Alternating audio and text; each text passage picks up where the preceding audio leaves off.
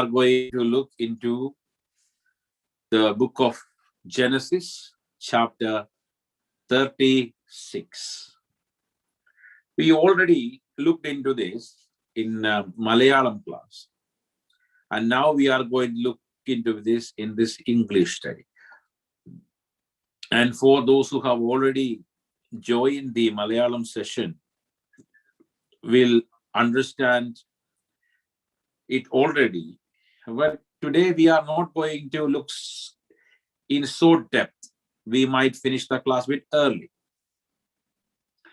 But let us slowly begin to look into Genesis 36.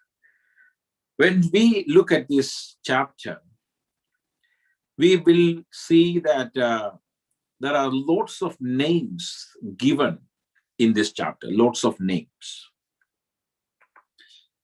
So we don't feel much importance to this chapter because there are lots of names than anything else.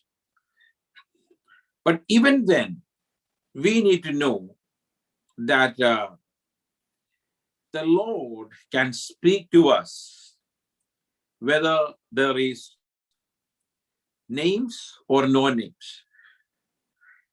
Our God is a good God. And he will surely speak to us through his word. So we are going to look into that now. And I pray that God will speak to us through this chapter.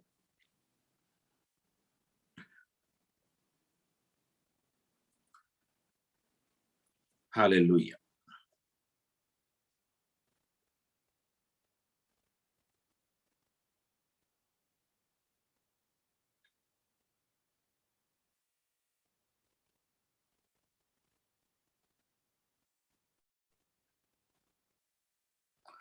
Let's read chapter 36. Now, this is the genealogy of Eso. Now, this chapter is fully talking about Eso, the one who was born to Isaac.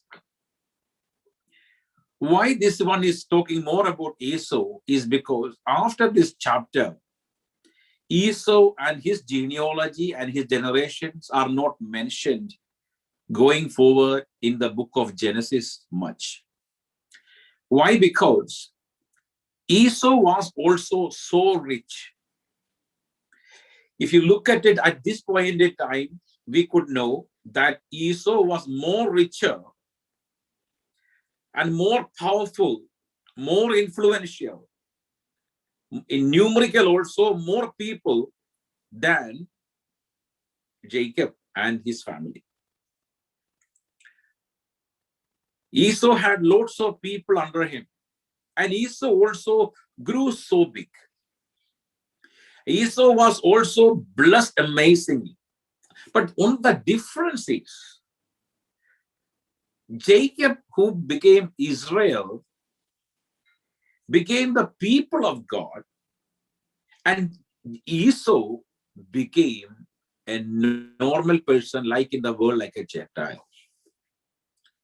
So Esau disappeared from the genealogy of Abraham, Isaac, and Jacob. Because when the genealogy came, Jacob is counted and Esau was pushed outside. And when Jesus came in the same genealogy, Esau is not mentioned, but Jacob comes in line. So the protection blessing of God, or I am his God, God will talk about Jacob, who became Israel, not about Esau. So this is the difference. This is the difference. So Jacob had two qualities. One, Jehovah, Elohim, became his God. God chose him to be his God. God chose Jacob, and said, Jacob, I will be your God. But Esau, no. So that is the number one. Secondly, Jacob also began to multiply and get blessed. Now, this is the genealogy of Esau. who is Edom, means red. Esau took his wives from the daughters of Canaan. Ada, the daughter of Elon. You know, there is a person called Elon Musk. He is the owner of Tesla, the car company.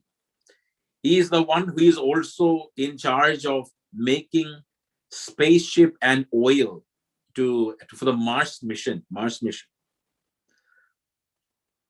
And he is the richest person in the world now, Elon Musk. He's a South African. I don't want to speak much about him. His name is Elon, okay? And what is the meaning of Elon is tree, or oak tree is the meaning of Elon. Esau means hairy, and Edom means red. Esau was hairy, so people, they called him hairy. At the same time, he was red in color, so they began to call him Edom. Ada, Elon's mother, Ada, her name is adornment, or that which adorns. We will look into those things a bit slowly. Okay. Ada, the daughter of Elon, the Hittite. So Elon, daughter was Ada, not the son. Elon was Ada's mother. Elon, the Hittite.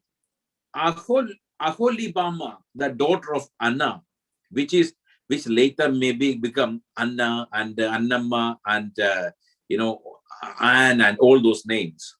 The daughter of Zibeon, the Hivite, and Basimet, Ishmael's daughter, sister of Nebajoth.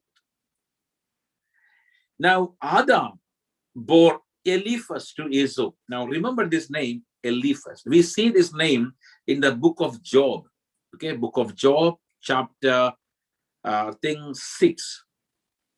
I think it is 6 or chapter 4, but we will see the name Eliphas, chapter 4. Okay, chapter 4, verse 1. We see. Okay, let's continue.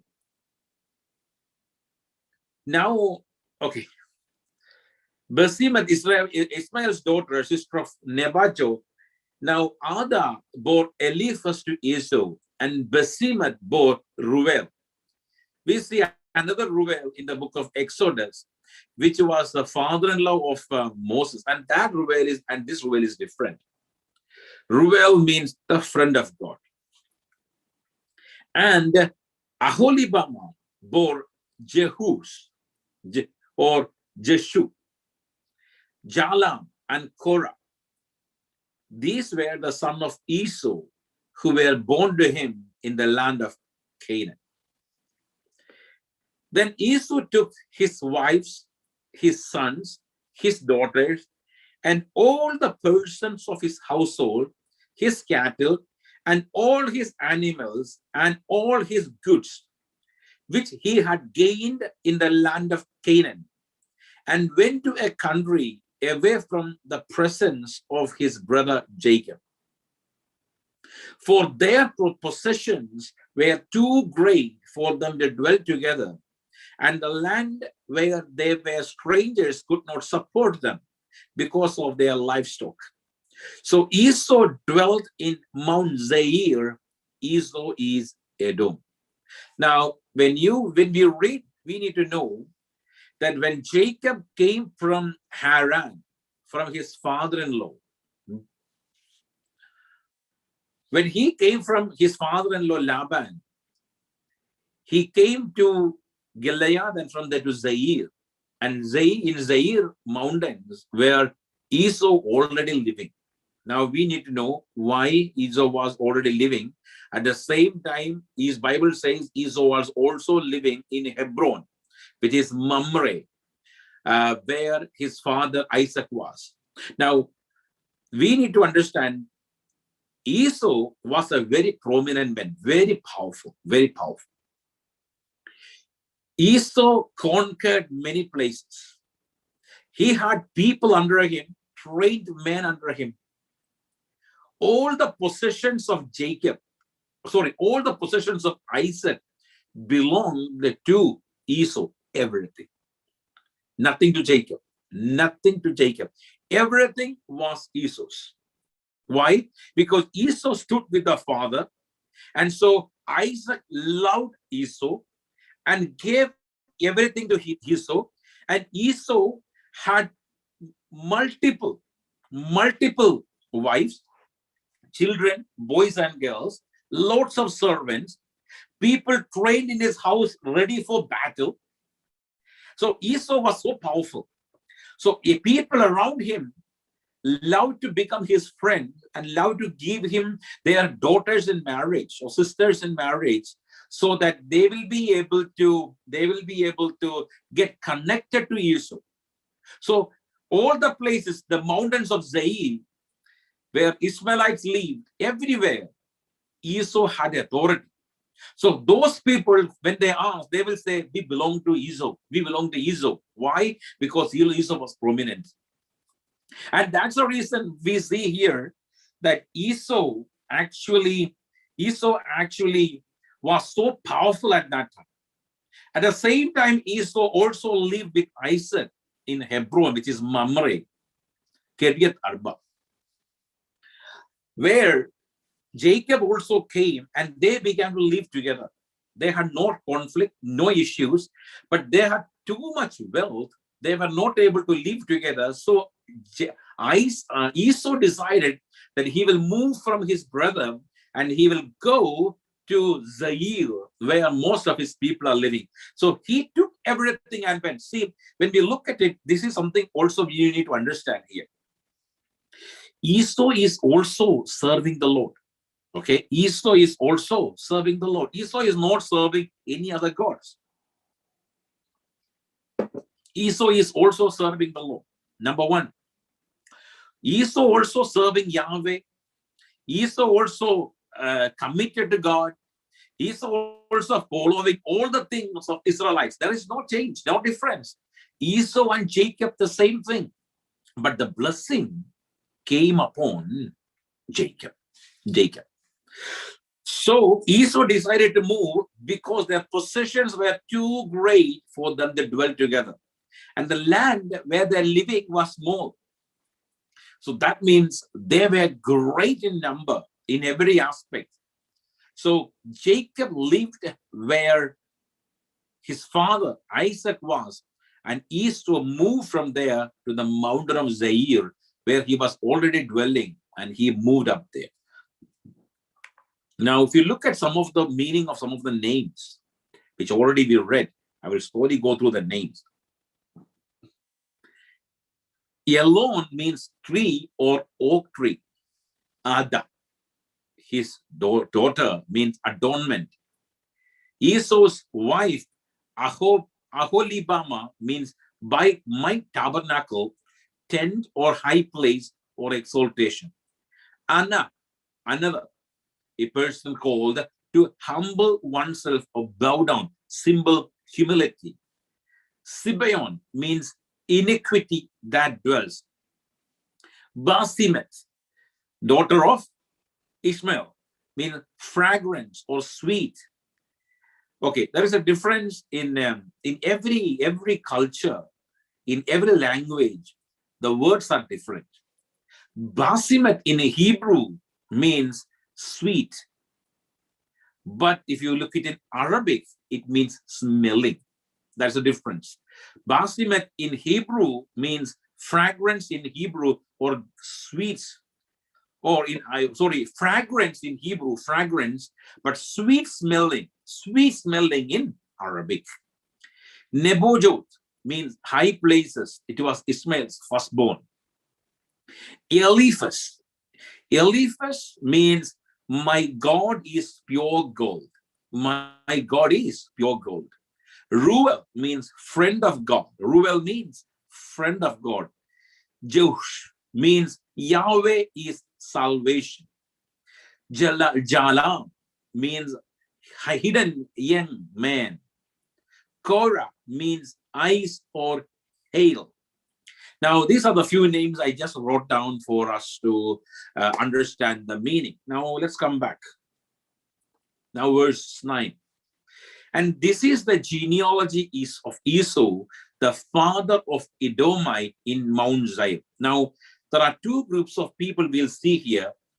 People who lived in Zaire and Esau as well. Now, this is the genealogy of Esau, the father of Edomite in Mount Zion. These were the names of Esau's sons.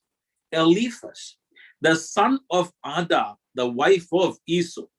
Okay, now Eliphas was the son of Ada, the wife. So Eliphas was whose son? Remember this. Eliphas was the son of Esau. Eliphas lived in the time of Isaac. Eliphas lived in the time of Jacob. Eliphas lived in the time of Joseph. Eliphas lived in the time of Esau. We need to understand the time Eliphas lived, because this is the same Eliphas who came to meet Job. This is the same Eliphas who came to meet Job. We will slowly get there a little by little. Now, many people ask, when did Job live? Which time Job lived? Did Job lived before Abraham, after Abraham, after Moses, just before Moses? There are lots of questions people ask, because if we study the Bible, it says Moses is the one who wrote the book of Job. Moses wrote the book of Job. Moses wrote almost 4.5 books. Genesis, Exodus, Leviticus, Numbers, and Deuteronomy, almost to the end. But then the thing when Moses said about his departure stories, that was written by Joshua, it seems. But when we study Job, it says Moses could have been the person who wrote about Job as well. Okay? Because we see lots of Psalms written by Moses in the book of Psalms. Now, this is the genealogy of Esau. And when we look at the genealogy of Esau, we see that Eliphaz was a son of Esau in chapter 36, verse 10. And Reuel, the son of Basemath, the wife of Esau. And the son of Eliphaz was Teman. Okay, remember this name, Teman. Teman. Okay, remember this name, Teman. Because in chapter 4, verse 1, it says, Eliphaz the Temanite. Eliphaz the Temanite. Now, why? Because Teman, the son of Eliphaz, became a lord, kind of a king. He had a nation under him. He was so powerful. All the children of Esau became so powerful, so prevailing and so prevalent at that time. So they all moved to Mount Zaire, and in Mount, they all had castles. They all had palace. They all had army. They were very powerful and so rich as well. And they all served the Lord. Don't think that they were all unbelievers. No, they were not. They were not. But slowly, they went away from the Lord. That's a different story. But Eliphaz, if you look at Eliphaz, he was a man who loved the Lord, and same as Job. And the son of Eliphaz were Teman, Omar, Zepho, Getham, and Kenaz. Now, we need to understand something here. Eliphaz, the son of Ada, the wife of Esau, and Reuel, the son of Basemath. Now, Basemath was the daughter of Ishmael. Now, when Moses married to a lady. He came to Midian, okay, Midianite. He married a Midianite girl. And look at the name Reuel. There, Reuel comes, that name. So these people, even though they were Midianites, he was a Midianite priest, but they knew about Yahweh. They knew about God of Abraham. They knew about God of Isaac, and they knew about God of Jacob, because that in tradition they knew about God of Abraham very well. Deep inside of them, they all knew, but the traditions changed. The lifestyle changed. The worship changed. The covenant changed. The cutting of foreskin, the circumcision changed. It all changed in whom when they came away from Jacob to Esau, it began to change. Okay, now we go down. Now Timnah was the concubine of Eliphaz, Esau's son, and she bore Amalek to Eliphaz, Amalekites to Eliphaz. And these were the sons of Ada, Esau's wife. These were the sons of Ada. Now, the name Timnah, we see here, Timnah. Okay. Now, Timnah meaning restrained. Means restrained is a Hebrew origin. Is the name that been used primarily by parents who were considering baby names for girls. In Bible, Timnah was the concubine of Eliphaz. Restrained. Restrained was the name. Okay, restrained. Okay. Now let's go. Now Timnah was the concubine of Eliphaz, Esau's son, and she bore Amalek to Eliphaz, Amalekia. Okay, Amalekites. And it so says the giants of Amalekite, the giants. These were the sons of Ada, Esau's wife. These were the sons of Reuel, Nahat, Zerah, Shammah, and Missa. These were the sons of Basimet, Esau's wife. These were the sons of Aholibama, Esau's wife, the daughter of Anna, the daughter of Zibeon, and she bore to Esau Jeshu, Jalam, and Korah. The chiefs of Edom. These were the chiefs of the sons of Esau. Chiefs, head, lots of sons, but these were the sons of Eliphaz, the firstborn of Esau, were the chief Taman, chief Omar, chief Sepho, chief Kenaz. Now we can also say Lord. Okay, Lord.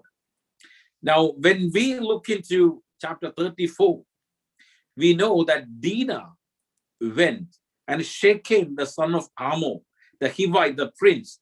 So the same way, these were also actually who were the prince or the lord of that place. So they're called the chief. These were the, now if you look into the other version, the same thing. Okay, it called Duke. They called the name Duke. And if you look into Hebrew version, they will say Aluf, in charge. That means Aluf. Okay, now I'm coming back. Okay, I said three things. One is Lord, you can say prince, you can say chief, you can say Aluf, and one more thing I said, what? It is called Duke. Okay, see, all these names were given to the people at that time. Now, these were the, so okay, let's start again. The sons of Eliphaz, the first son of Esau, were chief Taman, chief Omar, chief Zepho, chief Kenaz, chief Korah, chief Gatam, chief Amalek. These were the chiefs of Eliphaz in the land of Edom. They were the sons of Ada. Now, among all these sons, the firstborn was who? Taman. Okay, Taman. So he was known as Tamanite. So because Eliphaz lived with Taman. So Tamanite. These were the sons of Reuel, Esau's sons. Chief Nahat, chief Zerah, chief Shammah, chief Missa. These were the chiefs of Reuel in the land of Edom. These were the sons of Basemath, Esau's wife. And these were the sons of Aholibama, Esau's wife, chief Jeshu. chief Jalam, chief Korah. These were the chiefs who descended from Aholibama, Esau's wife, the daughter of Anna. These were the sons of Esau, who is Edom, and these were their chiefs. Now, the sons of Seir.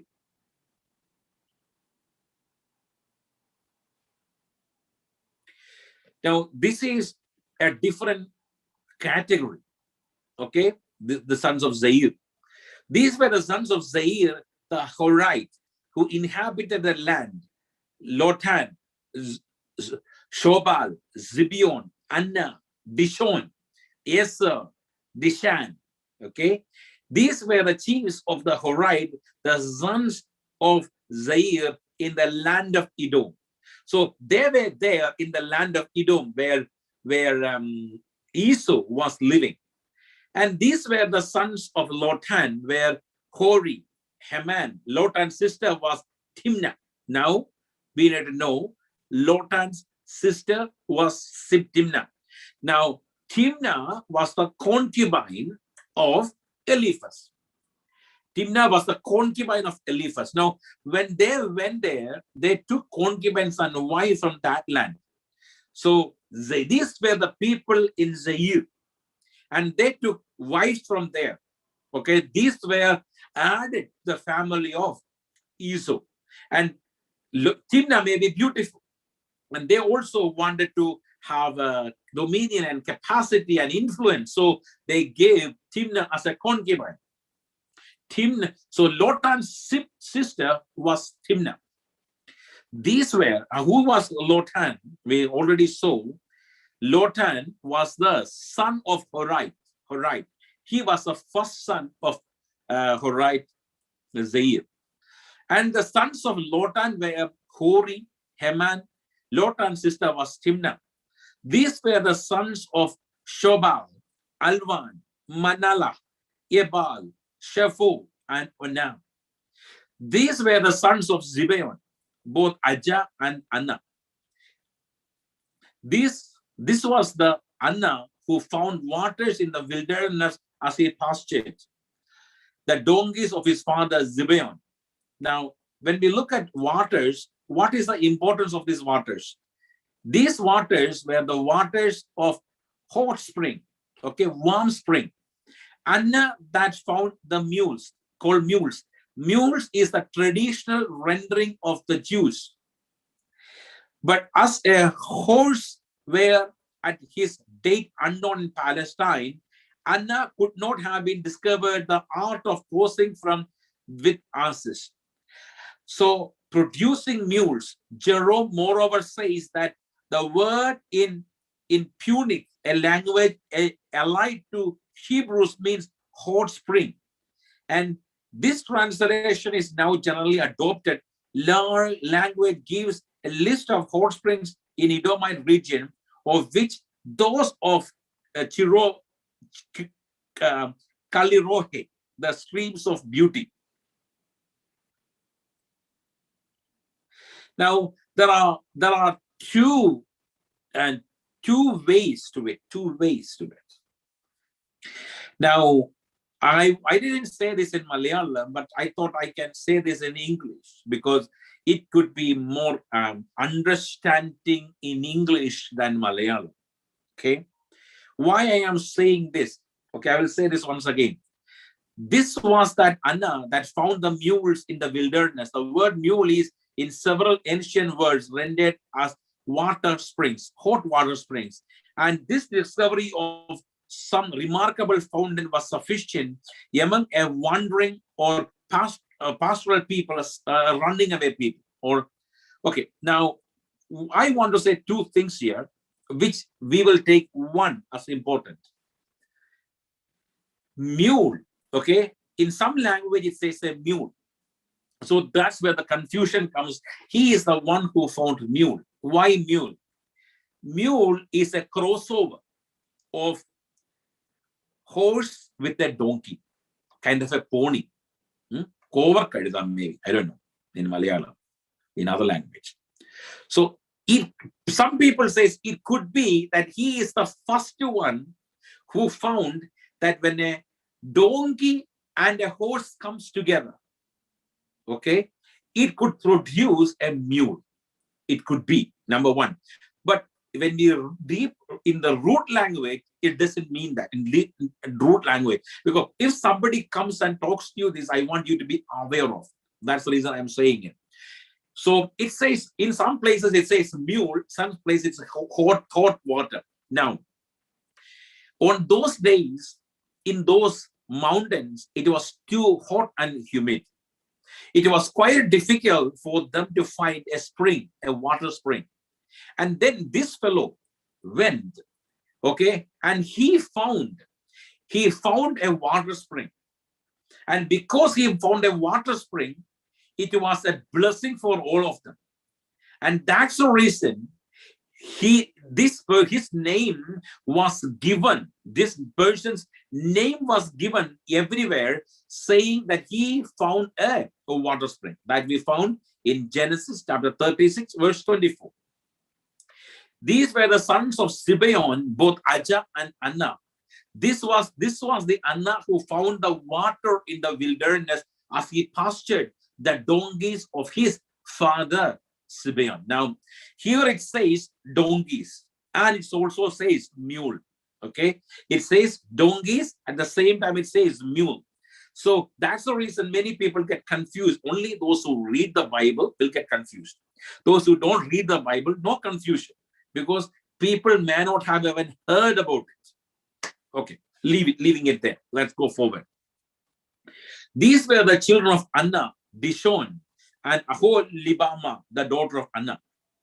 These were the sons of Dishon, Hemdan, Esban, Itran, and Cheran. These were the sons of Ezer, Bilhan, Zava, and Akan. These were the sons of Dishan, Ooze, and Aran. Ooze. So Ooze, remember this name, Ooze. Why? Because Ooze was the land where Job lived. Ooze was the land where Job lived. So when we look at it, Job, these were the sons of Dishon, Hemdan, Eshban, Itran, and Cheran. These were the sons of Ezer, Bilhan, Savan, and Akan. These were the sons of Dishan, Ooze, and Aran. Now, whose son was Dishan? When we go up, we will find that these were the sons of Zair, the Horite, who inhabited the land: Lotan, Shobal, Zibeon, Anna, Dishon, Eser, and Dishan. These were the chiefs of the Horite, the son of Zair in the land of Edom. So these were the sons of Zair. That means Job was actually, now I am trying to make a picture ready for you to understand. Job was not actually never the sons of Jacob or Esau, but Job could be a person who was inhabiting in the Mount of Zair, where Esau went and lived. So he also came to know the God of Abraham and Isaac and Jacob, because they all were under the capacity and power of Esau. They were all under the capacity and power of Esau. Because they were under the capacity and power of Esau, they all began to worship the God of Abraham, Isaac, and Jacob, and they all accepted the God of Abraham and Isaac and Jacob. And they were all rich people, very rich, so rich people. But they worshiped God. Among those people was Job. So Job was actually an inhabitant of Mount Zair, not connected to Abraham, Isaac, and Jacob, not connected to. But he is somebody who understood the God of Abraham and Isaac and Jacob, and he began to worship Abraham, God of Abraham, Isaac, and Jacob, Elohim. And now he was not, even though not connected, he began to worship God, worship Elohim. And he was the son, he is the son of Zair, the sons of Zair. Okay, we will look into who is Zair later if you want to. And so when we look at it, He was a son of Zair and son of Dishan. Okay, Dishan. Now,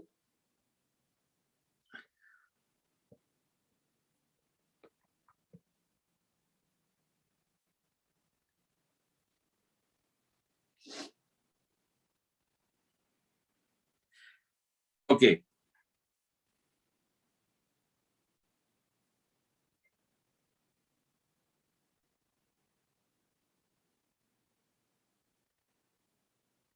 Now, when we study about Zair, I just want to say this to you. I just was taking my notes.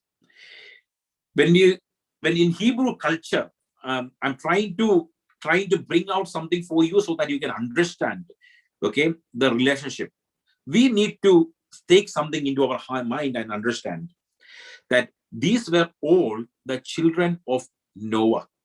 Noah, same Ham and Japheth, because all the other people were vanished from the earth when the flood came. Okay, when the flood came. The ancestry of Savior, when we look at it, the Horite is not specified in the Bible, but it says they lived around the time of Terah, Abraham's father, Terah. He also said to be a descendant of Hor, who is supposed to have lived around the time of Ru, and was the descendant of Hivi, the son of Canaan, son of Ham. Okay, so this person, Zair, was a descendant of Shem, Ham, and Japheth, three sons. Shem's descendants were Abraham, Isaac, Jacob, Esau. All these people were the descendants of Shem. And then was Ham and Japheth. Now, Ham actually were the children of Ham's descendants are Canaanites. And that's the reason Bible says, Abraham said, never take a wife for you from Canaan. Never take a wife for you from Canaan. I'm not saying it, but if we personally speak, I can say a few things. Who is practicing Canaanite religion now? Who is practicing Canaanite religion now? Among Christians, there are groups of people who really practice Canaanite religion. Okay, Canaanite religion, or we could say, when the Romans came over, they began to practice lots of Canaanite practices. Lots of Canaanite practices. Now, he lived in the time of Ru and was a descendant of Hivi, the son of Canaan and son of Ham. So we could say that Zair, okay, Zair, he was the great grandson of Ham, the son of Noah. So this person, Job, came in the ancestry, if we look down, of Canaan, going back up to Noah, Ham, Hivi, Canaan, and then Zair, the Dishan, and maybe Job in Ooze. In Ooze, he lived. Okay, so I'm trying to put some light onto you so you can understand a little bit about Job. So Job actually came in a cursed family. But even in that cursed family, he was a blessed man who served the Lord. That means even in a cursed family, you can still be a blessing. You can still be rich. You can still serve the Lord. You can still be happy. You can still survive. You can still be blessed. Why? If you serve the Lord faithfully. So these were the sons of Dishan, Ooze, and Aran. So there was a man. Now I want to go to Job. Okay, I want you to take to Job, the book of Job. Job chapter 1, verse 1. There was a man in the land of Ooze. Okay, land of Ooze. This is the same Ooze. That's the same thing we see here. The sons were sons of Dishan, sons of Zair was Ooze. Ooze. And now we confirm that Ooze was a person's name and there was a land. Now we know that at that time, when a person is becoming strong, the land known his name. Land is known in his name. So that's the reason when we look at Job chapter 1, there was a man in the land of Ooze whose name was Job. And that man was perfect and upright, and done that feared, the one that feared God, and stunned or issued evil, means he threw evil away from his life. Okay, so Ooze, we are coming there now. Let's read and go down. It's a lot to go. These were the chiefs of Horite, chiefs of Lotan, chiefs of Shobal, chief Gibeon, chief Anna, chief Dishon, chief Esther, chief Dishan. These were the chiefs of the Horite, according to their chiefs in the land of Zair, the kings of Edom. Now we go back. Edom. Okay, Edom. We go back to Edom, means in between we talked about Zair. Zair was a small group of people who lived in the Mount Zair, and where Edom, Esau went and captured Esau. They came under Esau. They began to keep Esau as their king and as their leader, as their chief. So they submitted to Esau. Under them, in them came Job as well. Now, these were the kings who reigned in the land of Edom before any king reigned over the children of Israel. Okay, so Israel, before Israel had king, Edom, Esau had kings already. When God is our king, we don't need any other king. That doesn't mean in that nation we cannot have a king. We will have a king, and we must obey the rules and regulations of a nation. Whichever country you are living in, we have to submit to the rules and regulations of a nation. Now, these were the kings who reigned in the land of Edom before any king reigned over the children of Israel.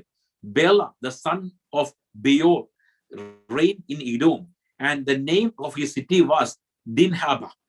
And when Bela died, Jobab, the son of Zerah of Bozrah, reigned in his place. When Joab died, Husham, of the land of Temanite, remember Temanites, reigned in his place. Temanite, okay, remember this name. When Joab died, Husham of the land of the Temanite. So that means Temanite was powerful. Temanites were powerful. Temanite in chapter 4, Job chapter 4, verse 1. And when Husham died, Hadad, the son of Bedad, who attacked Midian in the field of Moab. So at that time there was wars. So they attacked Midian. Midian was actually part of, is in the same place, but they were all clans together, like from Abraham's son divided into two, Ishmael, and from Ishmael, okay, now Midian, who attacked Midian in the field of Moab, reigned in his place. And the name of the city was Avith. When Hadad died, Shamla of Maserach reigned in his place. And when Shalma died, Zol of Rehoboth, okay, remember the name Zol of Rehoboth by the river, reigned in his place. When Saul died, Baal Hanna, the son of Akbor, reigned in his place. And when Baal Hanan, the son of Akko, died, Hadar reigned in his place. And the name of his city was Pau. What a good name, Pau. His wife's name was Mehetabel, the daughter of Matred, the daughter of Mehesabah, the sons of Esau. And these were the names of chief of Esau, according to their families, and they are placed by their name. Chief Timnah, Chief Alva, Chief Jate, Chief Aholibama, Chief Elah, Chief Pinion, Chief Kenaz, Chief Teman, Chief Mibzar, Chief Magidel, Chief Uram. These were the chiefs of Edom, according to their dwelling places in the land of their possession. Esau was the father of Edomites. Now we are going to look into a few facts in the next 10-12 minutes about Job. Okay. Now, why I want you to know about Job, because this chapter, I want actually next week also I may take few things about this chapter, few things. Every time a girl's name is mentioned in the Old Testament, every time a girl's name is mentioned, we need to understand there is some importance to it. Otherwise, it will not be mentioned. Timnah, why Timnah's name was mentioned? There is an importance to it. She was the concubine of Eliphas. Why Timnah? The question is, why did Eliphas took Timnah as his concubine? There could be because in all the other people, Timnah could have been a person who loved the Lord and would stand for the Lord. She might have been rejected by people. So she could have been taken by Eliphas as his concubine to protect her, maybe. So any time a lady's name is given, there is a solid reason behind it. Like Dinah. There are lots of other girls maybe, but Dinah, why? Because there's a thing coming later. Because when we look into Genesis, Timnah went to meet Shechem. There was a reason. So Timnah's name is spoken in advance. So in the same, Dinah, the same way Timnah. Now we are going to look into. Now, okay. In Genesis chapter 36, verse 28. Okay, Genesis chapter 36, verse 28. Now we are going to look into something. 28. In 28, we saw about Ooze. And that's the same thing we see in the book of chapter 1, verse 1 of Job. Now, when we read Job chapter 4, okay, Job chapter 4, verse 1. When we read Job chapter 4, verse 1, we see a person. It says, then Eliphas, the Temanite. Now, I already said about Eliphas in the Bible. When we were reading here, we saw about Eliphas. Where did we see? In this book. When we were reading Genesis chapter 36, we saw Eliphas was the son of Eso. Eso. Now, we saw that about Eliphas. Ada bore Eliphas to Eso. Ada bore Eliphas to Eso. Now, they were Canaanites. These people were Canaanites. But Eliphas was a Canaanite. We need to understand Eliphas was a Canaanite. Okay, now, when we look into Eliphas had children. The first one was Temanite. We saw Eliphas had children. So Eliphas' firstborn was Teman. And when we look into that, we found that Eliphas, Esau's son, bore Amalek to Eliphas. Okay, and then we saw one of the children, the first one of Eliphas was Teman, and he was also a chief Teman, we read. And then we come down, when we come down to the thing, we saw that Chief Timnah, Chief Alma, when we saw that. And at the same time, when we talk about the kings, there also we found about king, Temanite. So a king came out of Temanite country or a tribe of Temanites. So when Eliphas went to meet Job, it says the Eliphas of Temanite. What that means? Why? When Eliphas came to meet Job, Eliphas came from the place called Tema, the land of Temanites. And he was so powerful. He was representing a king. Because in the chapter 36, when we look at it, the king of Edom. Now, these were the kings who reigned in the land of Edom. Before any king reigned, Bela, the son of Beor, and the name of the city was Dinba. And the Bela died, and Joab, the son of Zerah of Bozrah, reigned. When Joab died, Hushman, the land of the Temanites, who? Husham, Temanite. So a king came out of Temanite. Temanites is the son of Eliphaz. Eliphaz's son was Teman.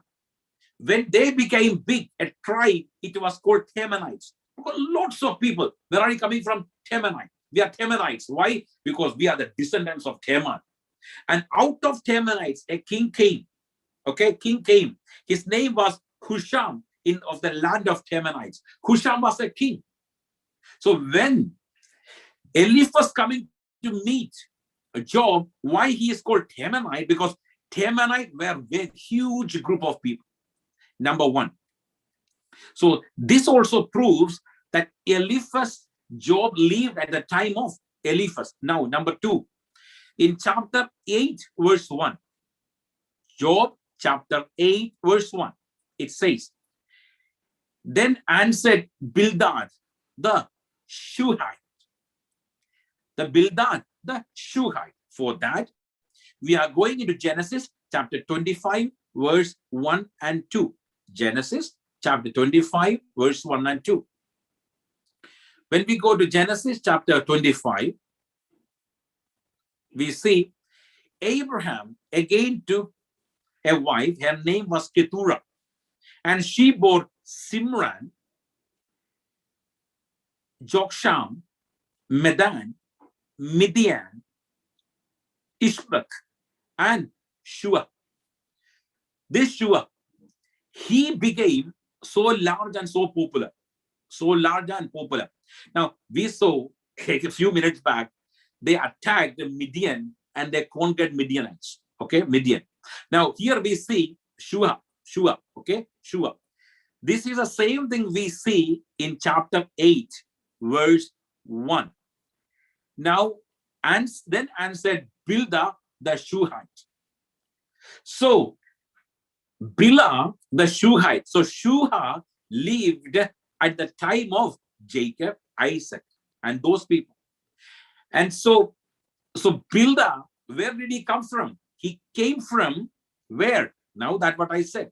If you look at here, Abraham took another wife, Keturah, after who died? After Zerah died. Keturah. So Keturah born children for him. Keturah. And Keturah's children were Shua, one of the child. So this person also followed the God of Abraham. God of Abraham. And that's the reason Bilhah, when he came, Bildad, he also speak about God. And he also was following God. And they were all friends. They all lived in the Mount of Seir. They all lived in the Mount of Seir. Only Jacob lived where Abraham lived. All the other people went to Mount. Everybody went to Mount. And among them, you need to understand this. This is quite interesting. Abraham had Keturah and Hagar. They all lived. They all left. Gave gifts and sent them away. But then he had Isaac. Isaac lived. Isaac had two, Jacob and Esau. Jacob got the blessing, so Esau left. When Esau left, Esau was so powerful because he had all the blessings, all the capacity.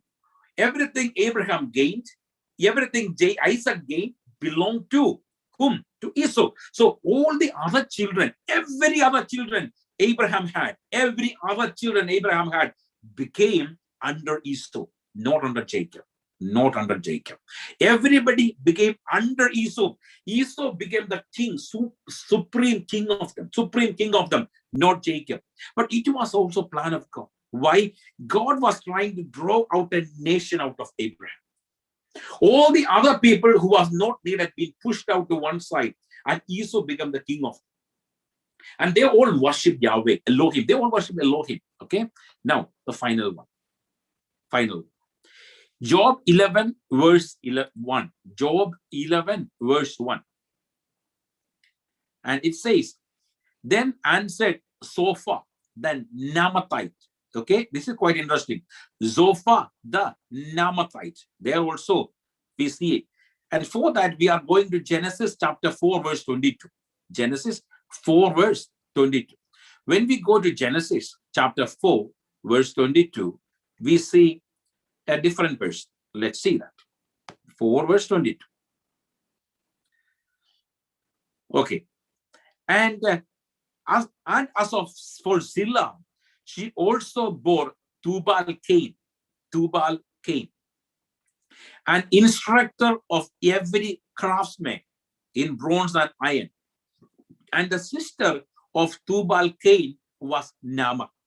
Okay, remember this. The sister of Tubal-Cain was Naamah. Now, why am I saying this name Naamah? See, this Naamah did not live at that time of Noah. At that time of Esau or Jacob. No, why I'm saying it says that Naamah was the wife of Noah. There is no biblical proof to it. There is no biblical proof to it. But because Bible is saying that name, only one girl's name in between, saying, and the sister of Tubal Cain was Naamah. Why it says so is could be because she was the wife of Noah. Noah's wife's name is not mentioned.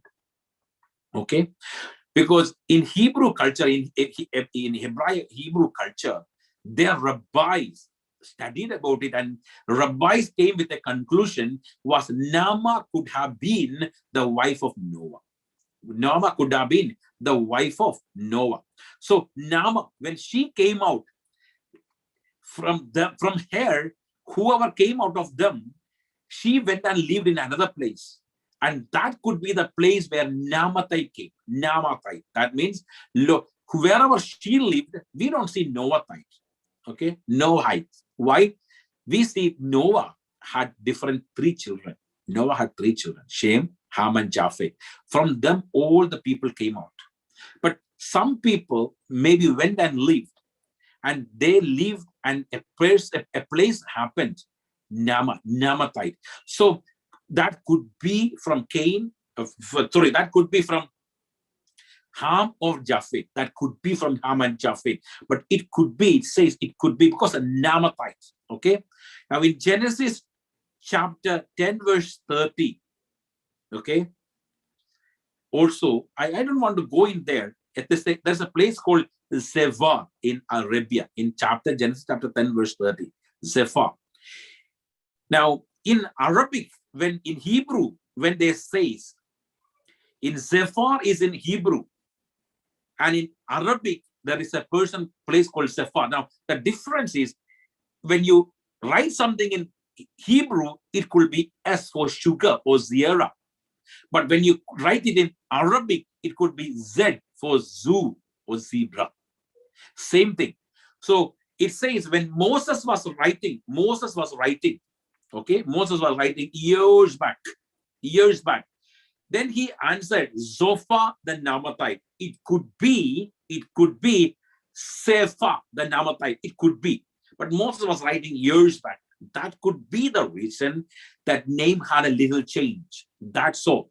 But it says Naamathite. Naamah could be most probably was the wife of Noah. But Noah's wife's name is not given. Could be the wife of Noah. So that's the reason a clan came out of her. Could have been Naamathite. And from them came Zophah. Now this Zophah also knew God very well. God knew very well. And he also came to talk about God only. Job's three good friends, they all spoke only about God, nothing else. And they were all descendants of Noah, Shem, Ham, and Japheth. In these families they came. So maybe the person before was from the clan of Cain, from Ham, and then Shem, and maybe this person from Japheth. That's what it says. Maybe three people from three tribes came there, from Shem, Ham, and Japheth. From Shem, one person came, and that person is who? The first one. Chapter 4, we saw Eliphas, and then we saw the second person, which was Bildad, and now we saw the third person, Zophah. And it also could be that Job was also from the same place. Same. All came together in the same clan. But they all had one father before, Noah. They all came from Noah. So they all knew God very well. But little by little, because God was not their God, God became the God of Jacob. So, see, when they went away from God, God punished them and brought them back. The other people, he was not concerned or worried much, because God is allowed to be called the God of Jacob. That's what we also need to think. My God is happy to be called God of Manasseh, God of Abraham, God of Isaac, God of Jacob. If he is happy to be your God and proud of you, wow, that's an amazing thing. And God was proud of Job. God was so proud of Job. It says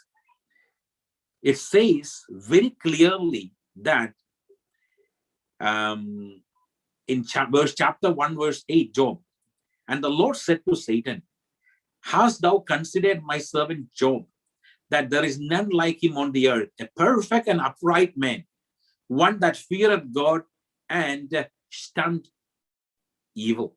See, he was more regarded than Jacob at that time. More regarded than Jacob at that time. Why? Because Job lived a perfect life in Isaac. God was so happy and proud to say, I am God of Job. Let's close our eyes and let's pray. Father, we say thank you for this evening and for the class and for each and everyone whom you brought. I bless them all in your mighty name. Bless them and let them all be blessed for your glory. We love you. We appreciate you. We worship you. We adore you. Lord, I ask you, Lord, give them all a blessed night, a wonderful day tomorrow, and a blessed weekend. Your name be glorified and bless us too. Please, Lord, we need your blessing. We love you. We worship you. We adore you. We give you all the glory and honor. In Jesus' wonderful, mighty,